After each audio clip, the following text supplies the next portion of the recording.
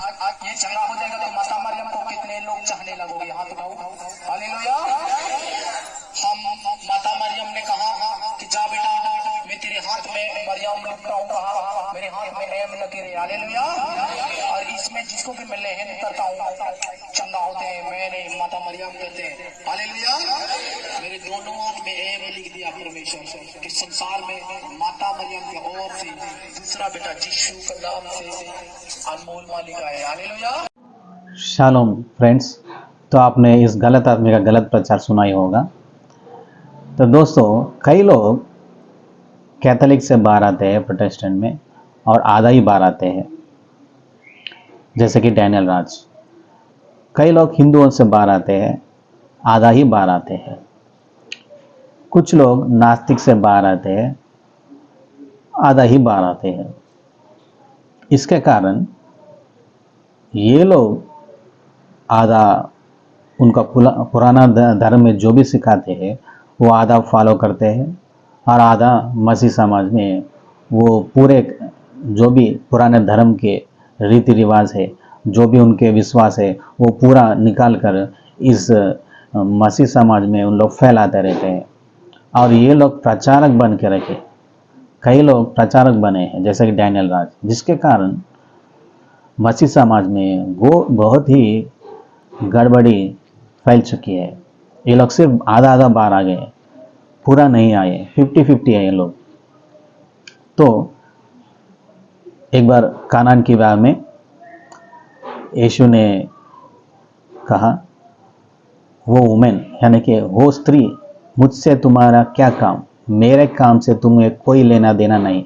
और जब सूली पे भी यीशु ने कहा, ये यूहन्ना से कहा, ये तेरी माँ है और ये तेरा बेटा है, मुझे इससे कोई लेना देना नहीं है। क्योंकि कुछ दिन के लिए यीशु मरिया का बेटा था, कुछ दिन के लिए। लेकिन सच्चाई ये है कि यीशु इस दुनिया से पहले मरिया का पिता था, और इस दुनिया के सूली के यानी कि ये दुनिया में जो भी अपने काम के लिए आया, वो काम होने के बाद यीशु मरिया का पिता है। मरिया की बेटा नहीं है यीशु, बल्कि मरिया का पिता है। और मरिया यीशु मसीह की बेटी है, ये हमको समझना होगा। तो जब मरिया इस दुनिया में थी, ना कभी यीशु पे सही तरह का विश्वास किया, ना कभी किसी के लिए प्रेयर किया, किसी को चेंगा दी, ना ही कभी परमेश्वर के काम में किसी काम के आई हो, और ना ही कभी किसी को के लिए प्रार्थना करते हुए हम देख सकते हैं। और मिनिस्ट्री में उसका कोई लेना देना नहीं है। जब ब्याह रच रहा था, कनान के ब्याह, तब यीशु ने कहा, वो स्त्री, मुझसे तेरा कोई लेना देना नहीं है, मुझसे तुम्हें क्या काम। जब सूली पे था वहाँ पे भी हम सुन सकते हैं। तो पवित्र आत्मा ने ये चीज़ क्यों लिखा है? क्योंकि कहना चाहता है कि परमेश्वर की काम में मरिया का कोई लेना देना नहीं है।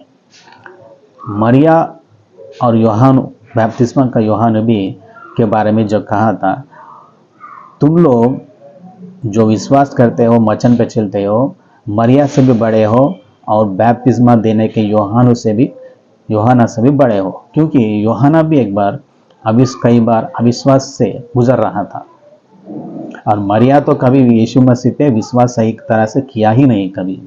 तो हम पढ़ते हैं, 2 वचन हम पढ़ते हैं बाइबल में से।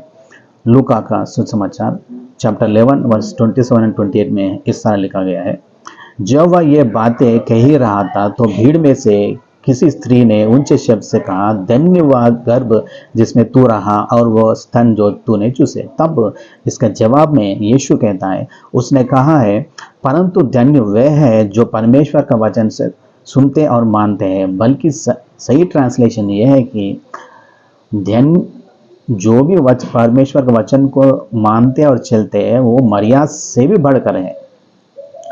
मार्कुस का सुसमाचार में अध्याय 3 में 20-21 पढ़ते हैं, तब वे घर चले गए, जहाँ एक बार फिर इतनी बड़ी भीड़ इकट्ठी हो गई कि यीशु और उसके शिष्य खाना तक नहीं खा सके। कई बार यीशु के चेलों को खाना खाने के लिए समय नहीं था, सोने के लिए समय नहीं था, इसीलिए ये लोग मरिया से भी बड़े हैं।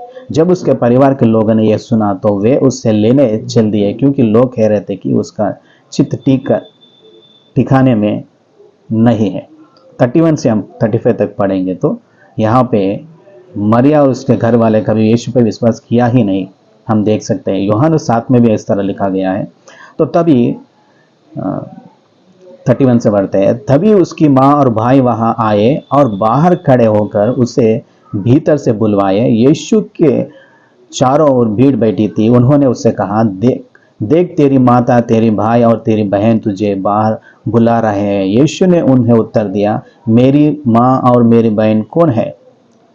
उसे घेर कर चारों ओर बैठे लोगों पर उसने दृष्टि डाली और कहा, ये मेरी माँ और मेरे भाई।